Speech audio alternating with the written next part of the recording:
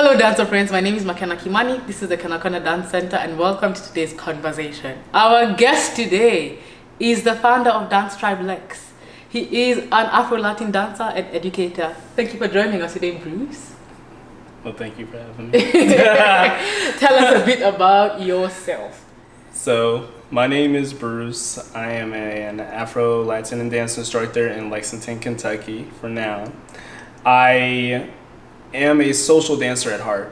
And so, basically, what that means for me is that is how I socialize, that is how I get to meet people, grow a community, and that's something I think a lot of people struggle with, especially at this time in life when you're between your 20s and 30s, is meeting people, getting to spend time with people. And so that's where I have found that ability to have a community is through social dancing. Yeah. And I would say that describes my journey is dance with different people, figuring out the best dance style, dance style that fits my personality and how I like to connect with people. Yeah. Are you a full-time dancer or part-time?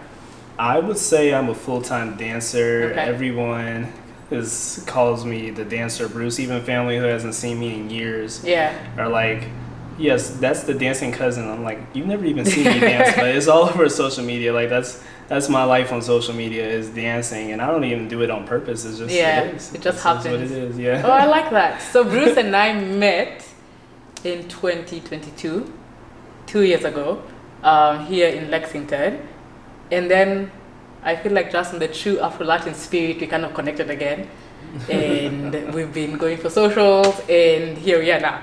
Yeah. So take us to the very beginning of your journey. So I started dancing in high school. Okay. I was actually pretty blessed because a dance instructor, for some reason or the other, started coming and teaching a little after-school dance class for free. Oh, and there for were, free. Yeah. And there were no guys. Yeah. And I was like, let me go dance with all these pretty girls. Like I've never talked to them. I was actually kind of shy back then. And I was like, well, at least I can dance. I have some rhythm. And so I started doing that for a while, and then I made it into their dance studio and started, I couldn't afford classes back then or privates, so I would come to the socials and a little bit. Wait, was this Latin? This was this was ballroom. So I was attracted by salsa dancing. That was the first dance I saw them doing, but this included like hustle, waltz, tango, all of those dances. And so I started going to the socials, and it was kind of a slightly older group, and she was just trying to get a little bit more younger crowd in. And so I would like come a little bit beforehand, and she'd give me a small lesson, or me and a friend, and then we stay for the social and dance with people. Yeah. And then after that, I kept doing it in college. There was actually a class. I went to EKU, Eastern Kentucky University, and there was an instructor, Marianne McAdams, that had a dance class and a ballroom dance class for a while, and it really inspired me to do something on my own. The school previously had a ballroom dance club, and she suggested that I go ahead and recreate it or restart it, so I did do that. And I did that for a couple of years, and that connected me with the ballrooms in Lexington, Kentucky. And I actually ended up going to a couple of them, creating some networks, and started teaching ballroom. And then from there, I enjoyed it, but it wasn't the most of what I felt that I could get out of dancing, I guess, in a way, because ballroom is kind of not declining in Lexington, unfortunately. And so during COVID, it really, ballroom dancing went down, but Latin dancing went up. So with that, that was one of the few places I could do dancing, and I really connected with that. And then I found Kizomba a little bit after that as well, and that's how I ended up where I am as an Afro dance instructor. And then also just a shout out to the ballroom, the first ballroom that I was at is Blair's Ballroom in Louisville, Kentucky, and they are phenomenal at Argentine tango. They throw some pretty good parties, have some festivals. So if you're ever in town, check that out. So yeah. Okay. So this is university. You're well, actually, this is after university. During or after COVID is when you get into Afro-Latin. After COVID, after Kizomba. university, it was when I got into like the Latin Afro. I was traveling to Louisville a lot because there wasn't much here in Lexington, except our local salsa center had some events. But I would travel down. There was a big dance studio just kind of started, Meraki, run by Chelsea Owen in Louisville. She's kind of getting really known across the country and I hope worldwide soon. But she was hosting lessons and some of her groups were having like undercover parties. Yeah. And then Kizomba and Argentine tango was kind of on the rise, was back again as well. And I started dancing with Jose and Renee in Louisville as well. They did urban Kizomba and they had actually brought in Charles from Texas, who is a phenomenal dancer and instructor as well. So, what happened next after? So now you're doing Kizomba. Yes. And this is in Louisville. So I was traveling back. So this was when I was a little younger. I was going to Louisville on Wednesday nights. And that's like an hour away. Yes, an hour and a half. The commitment. Yes. There was commitment because I was going to work at 6 in the morning. I was getting off at 4, 2 hours to change. And I don't think I lived in Lexington. I lived in Richmond. It was opposite direction. So I'd go back home. So I'd drive 40 minutes to work, get to work at 6, work from 6 to 4, drive back home to 4:30, then come right back out the house and get all the way to Louisville at 6:30 for their dance lesson. Yeah. Then I'd stay and chill out at the bars, and then I'd come back that same night, maybe around like 2 in the morning. Wow. And then go back to work at 6. Yeah. That's dedication right there. Yeah. And the time may not make sense, but sometimes I slept in the car. So. Yeah.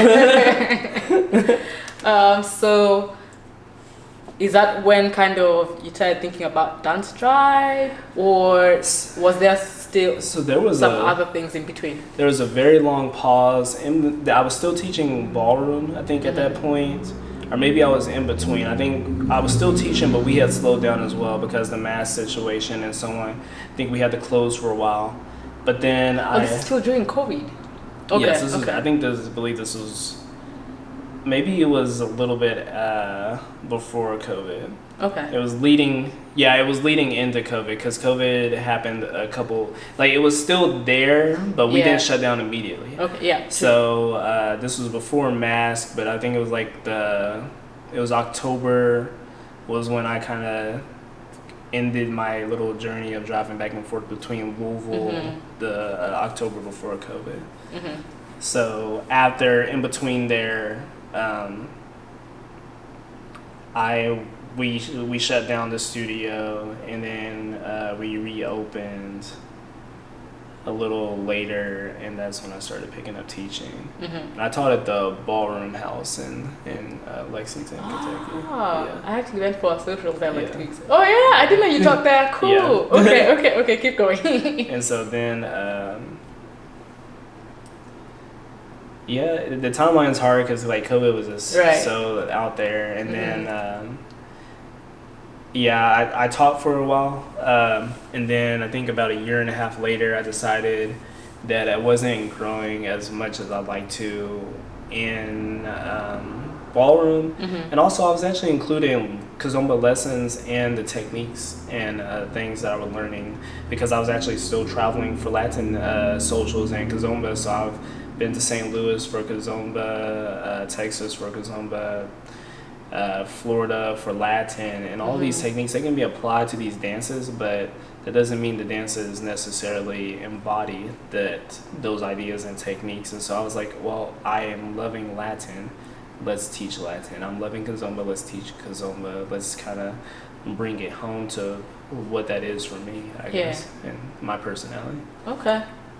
And now you're teaching? Yes, I am teaching. I think that journey for me just became how much I was doing how much traveling I was doing and how much I was bringing back. So we had Latin socials. I was hitting those all the time, every Friday, Saturday, and people loved dancing with me, and they wanted to learn the things that even the small things that I was doing, and I was improving. Even if I did the basic 100 times, my basic was always better the next time around, the next time around, the next time around. Like, I tell a lot of people, like, sometimes people who have been dancing for a while, they're like, "Wow, you have so many moves." I'm like, I'm actually just doing the basic over and over, or doing a basic move over and over, just changing the hand positions. But I practice it so well that it feels like something different each time, because the intention is different, the feel is different, and I do want it to look different. Yeah. You know? So. Okay. So you're we're gonna say this earlier, but you're teaching Afro-Latin now. You're not teaching ballroom anymore, right? Yes, I'm not teaching ballroom anymore. It might be something in the future, maybe as a pastime, or maybe just to humor people who do want to enter the social scene, even in ballroom. I think the same concepts and ideas that I do teach in Latin and Kizomba apply. Yes. It's just not something I want to do intensively. I don't plan on competing. There is that competitive aspect of ballroom that a lot of people enjoy. Yeah. And I wouldn't want to promote that. I didn't necessarily gear them for that, given that I especially don't have much experience in that. I didn't compete, and I don't have that intent when I dance.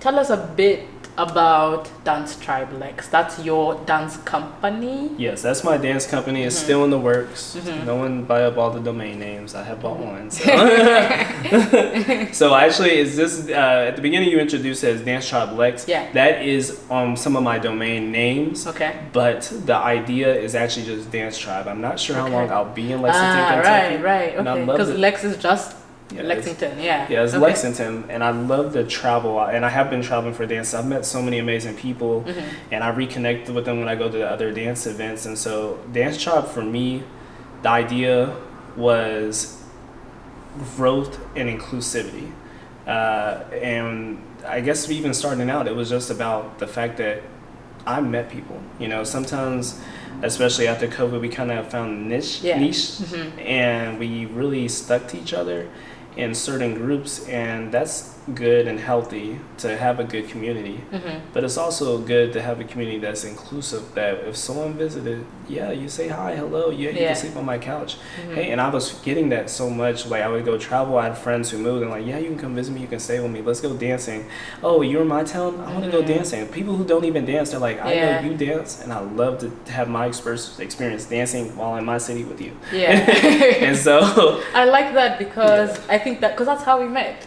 And this is I think the beauty of Afro-Latin is wherever you go, if you can find an Afro-Latin community, you kind of easily just blend in. Which I really like that you mentioned that. Okay, keep it's an opportunity to immerse. And so that was my idea, was what do I bring to the table? What is my desire when I step onto the dance floor? And that was community. Most people know my name out there, even in the other ballroom community, West Coast community, Argentine tango. They know me, not because I'm anything super big. I just dance with them. I'll go and dance those dances as well. And I network that way. I socialize that way. I'd rather not network, socialize. Okay. So tell us what you guys do now, because that's kind of like why you started it. You wanted to like bring more inclusivity and growth, connection. So what are you guys doing, or what are you it's a just team me or right you? now. My interest is to build a team. I'm trying to figure out the best way to do that right now. So if anyone has any ideas, and Makena does have some great ideas, so I've definitely been bouncing stuff off of her. I guess right now my goal is just to create spaces for people to do what I did when I was in high school, when I was in college, which was come out and learn to dance. I think sometimes the reason why there's this idea of growth for me, and I'm learning, doesn't necessarily mean just a big community, but a community that's dedicated to growing together. And it's not necessarily just becoming bigger, but also personal growth. So how one of my students recently had mentioned and had said something to me that resonates with how I see things, which is when we come to dance with someone, we have a responsibility. So sometimes we forget that when we're dancing with someone, we're allowing them in our space, we're allowing them to touch us and to find and to let everything that they have connect with us, going on. And so it's like you want to make sure you respect that energy exchange. And part of that is just by making sure you dance well. A lot of people do want to go out dancing and they sometimes get intimidated. They're like, well, I don't know everything. I was like, but if you know your basic, you could be fine, Yeah. You will still be fun to dance with. Mm-hmm. So that's my goal, is to get people growing together, like to not only build a dance community, but make sure that it's growing. So not just have it grow up, because that's actually one of my motifs, I guess, is is the tree of life. Not just have the dance community grow, but also build strong roots. So that, if I left here, the community is still here, those ideas are still here. Yeah. If I go somewhere else, the same thing, those roots are there. It makes it so that people feel confident that they can dance, not just that, there is a dance. Yeah. So right now with Dance Tribe, what are the styles you're teaching? What are the Afro-Latin styles you're teaching? So mainly it is salsa, bachata, and then urban kizomba. For the Latin dances, there's not very much a specific dance style that I'm teaching. I definitely like to learn more, and I've experienced several different styles as I've traveled. But honestly, Lexington is kind of like a bastardization of dance styles, in that we all just kind of know we can dance. We can do the bachata basic 1, 2, 3, 4. We can do salsa 1, 2, 3, 4, 5, 6, 7, 8. And so my with that, I think it's just to get people moving, get them to have the ability that if they want to pick up maybe mambo, or they want to go specifically to sensual bachata, they have the tools necessary to enter that field and become specialists in that. But they have the tools. They have the tools to be able to dance, to connect. And that's what brings me to urban kizomba specifically, is because there is a lot of connection there. There is a lot of patience that you have to have. There's a lot of musicality in the quiet of the dance. And so that is those are the three main dances. I do also touch a little bit on merengue, and I would like to add compa to my reservoir. I actually had the pleasure of dancing that at a Latin event in Louisville with Meraki yet again.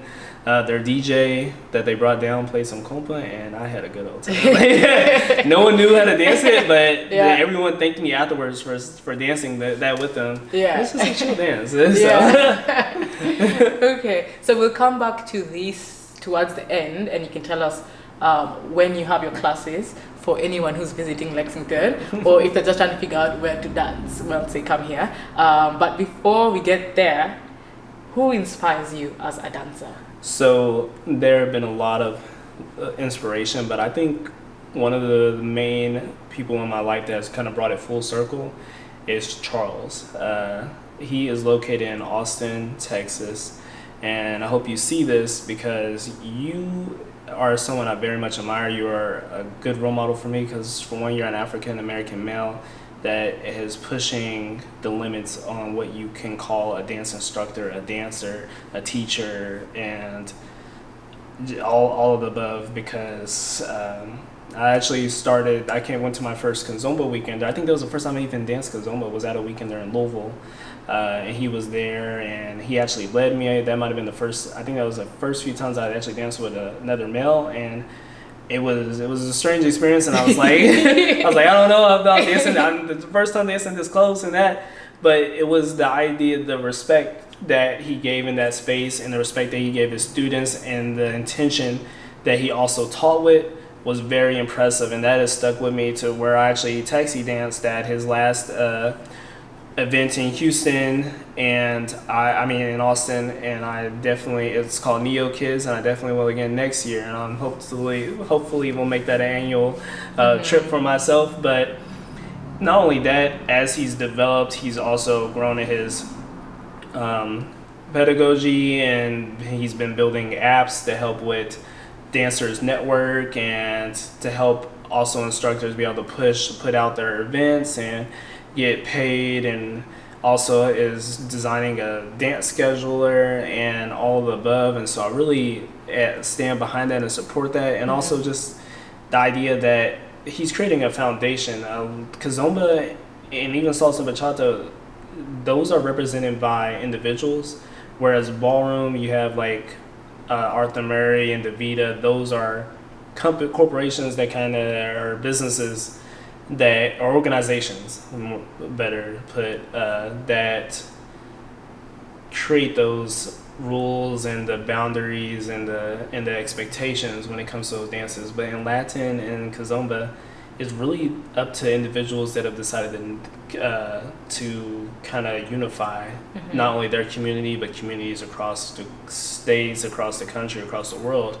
Like Marietta, who teaches urban Kizomba and Tarachio as well, and a couple others. Like, those names come to you and you're like, oh yeah, that is the expectation. You know, it's not a syllabus, it's not a dance program, it is these individuals that draw you to them, that set the expectation for the dance community. That's how I like to dance. That's the technique I like to have. And he's worked very hard on not only being that, but also putting that information out there. I'm gonna purchase a program pretty soon. I'm gonna work on getting some privates, networking, maybe see if I can shadow him on some of his dance events so I can start my own weekenders hopefully soon. And just overall, he's a great guy. I really admire him. I think I kind of see, it sounds like he's kind of paving the way for you. Exactly. Because you kind of wanted to do something similar. Yes. So I see why he would inspire you. And yeah, that's great. And I'm very keen on trying to not recreate the wheel. I think that's something that holds us back a lot. Okay. Is like that idea that we have to, because we're here, we have to make something new. We have to make something new. No, be inspired.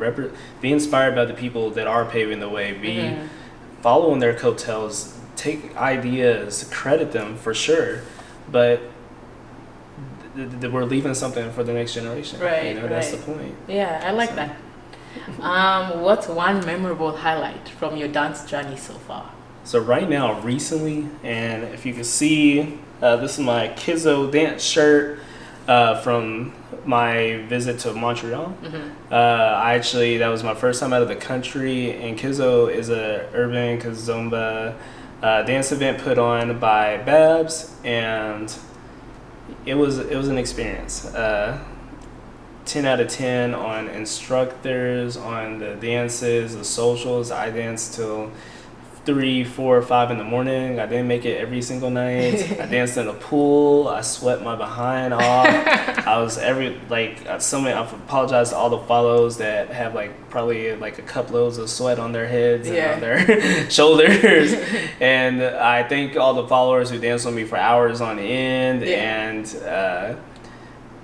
I appreciate some of my friends that took me around, such as Amua, my Nigerian friend. Yes. She knows I give credits to her. She helped me get around Montreal, and we explored the city. And I hope that this is just the beginning, but that was definitely an experience. Yeah. Okay. Yeah. What's one? Also, wait, going back to that.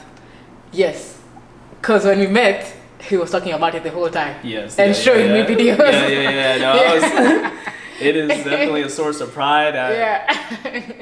That's good. That's a good review for the festival. You said it was called Kizzo? It's called Kizzo. It's called Kizzo. Yes. Okay. Yeah. Kizzo and good price too. I mean, it was very affordable. I kind of put together some of my stuff last minute. I got a flight out of Lexington for $400 round trip, Delta.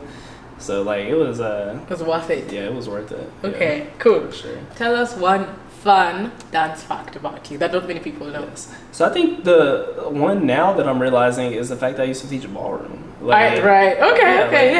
I guess it has been so long ago. I don't think of it as being that long ago. I still have some of the skills from that. But I was like, I look back and I'm like, I just went to this dance event, this little ballroom dance that a local studio has here. It's called the Bluegrass Ballroom. They're pretty new in Lexington. I think this has been their second year. Actually, it was their second year anniversary, and I actually work out of there. They work with me to help me provide classes to the community, which I very much appreciate. And a lot of my friends who dance Latin showed up, and they were like, "Oh, you do that dance too?" You do that? I was like, "Yeah, I used to teach." Like, yeah, a little something on my shoulder. Yeah, because even when I met you, all I knew about Bruce was Afro-Latin. Yes. And I tried really hard to get rid of the ballroom. Really? I think that was a struggle of mine, was to get rid of that ballroom identity. A lot of people could feel it in my frame, and the way I held myself, and so I really... And you can tell. Like, you can tell, like I did salsa with the ballroom dancer, and it was very like up here. Yes. Compared to like the Afro-Latin that has more, it's like more relaxed. You're more grounded, Yeah, and I think can be a good middle ground, but sometimes you definitely are. You have that form that kind of sticks with you when you first start out, for sure. Yeah. Okay, let's get to my favorite part of the conversation. Quick fire questions. So I'm gonna ask you dance related questions. Okay. Answer them as fast as possible. You can change your mind after. Okay. It's gonna be like this or that questions, or would you rather? Okay, good. Actually, I have no. Oh yeah, okay, I have one. Would you rather? Okay, are you ready? Yes. Okay. Dancer or dance instructor? Dance instructor. Favorite Afro-Latin style of dance? Kizomba. Kizomba or compa? Urban Kizomba. Okay, Kizomba or compa? Oh. Compa, if you're counting traditional. Kizomba. Traditional Kizomba or urban keys? Urban Kids. Favorite song or artist currently? Jay Larios. I've been listening. He's a awesome Kizomba, Kizomba DJ. Salsa or bachata? Salsa. Would you rather be the advanced lead or have an advanced follow? That's a hard one. I don't know if you got one without the other. I guess it's just at my level right now. I guess advanced follow. Okay. If you were to vacation anywhere in the world, where would it be? Right now, it's Punta Cana. An international or local artist you'd like to work with? I would like to work with Charles. What would you be in another life if not a dancer?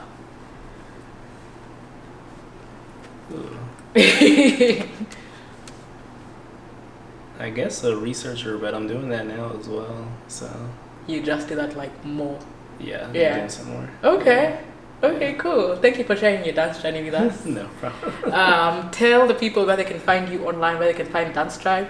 So you can find me on Facebook, just my name, Bruce, BRUCE, and last name Northington, NORTHINGTON. I also have a dance page. I'm working on the name still, so Afro-Latin Dance with Bruce.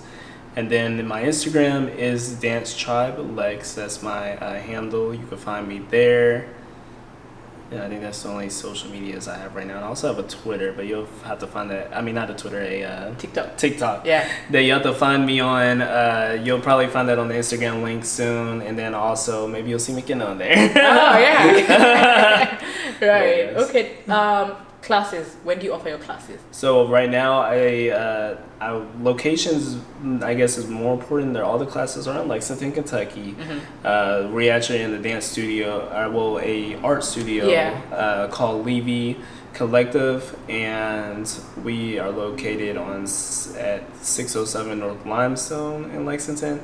And then also I teach at Bluegrass Ballroom as well. My classes at Levy are on Tuesdays at the moment, and then on Wednesdays I teach at the Bluegrass Ballroom, and hopefully I will be expanding those classes pretty soon. Mm-hmm. And and all of this can be found on your pages. You can find this on my pages. So in case anything changes, you probably can check out his pages. Yeah. Mm-hmm.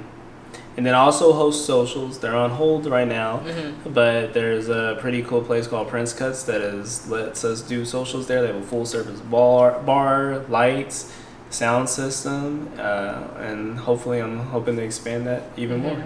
And even that's going to be on his page once that's back on track. Yes. Yeah. Thank you again for sharing your journey and your story. Thank you, Makena. And I hope you guys enjoyed that conversation. If you did, like, share, comment, subscribe, all that good stuff. And until next time, dance and friends, keep creating and sharing. Bye.